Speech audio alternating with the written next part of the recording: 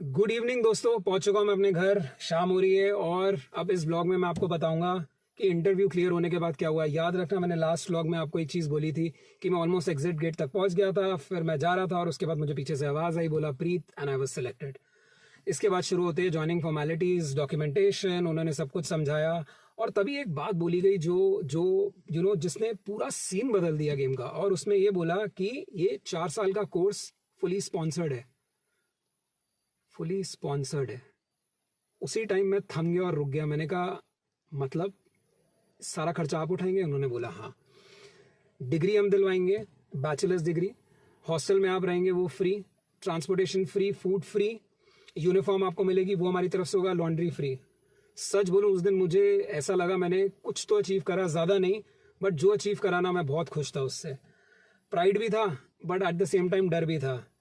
फिर अगला पार्ट आया जिसमें जॉइनिंग इंस्ट्रक्शन में उन्होंने फर्दर एलैबोरेट करा। वहाँ आई थिंक थोड़ा सा मुझे डर सा लगा और थोड़ा एंग्जाइटी भी था।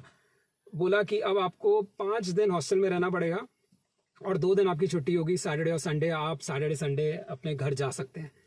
तो हमने बोला 5 दिन रहना पड़ेगा सच में? तो यार दिल्ली से तो हम आ ही सकते हैं।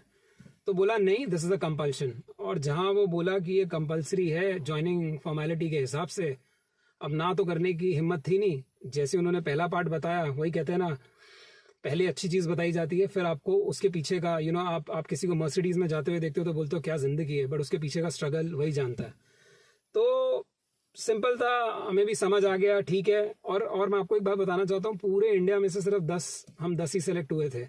और हम सब अजनबी थे, we all were strangers, but सबका गोल एक था कि हमें लाइफ में कुछ बनना और कुछ अचीव करना है। तो जर्नी सेम थी हमारी।